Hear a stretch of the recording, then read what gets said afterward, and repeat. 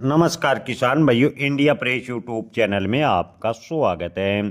किसान भाइयों, अब की बार यानी 2026 की बात करें तो जीरे के भाव 40,000 रुपये के पार जाने की उम्मीद जताई जा रही है।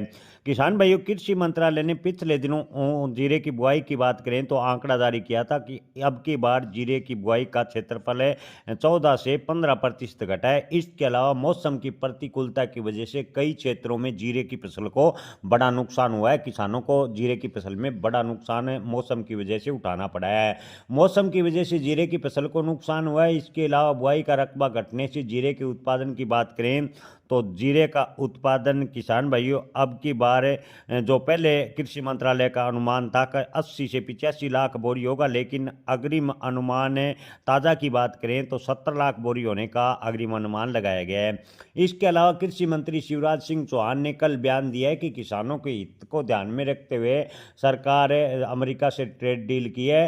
खासतौर पर मसाला निर्यात को बढ़ाने को लेकर सरकार पूरा प्रयास करेगी। अगर मसाला निर्यात अच्छी खासी मात्रा में होता है और जीरे का उत्पादन अब की बार कम है तो आने वाले दिनों में जीरे के भाव में तेजी की पूरी संभावना है।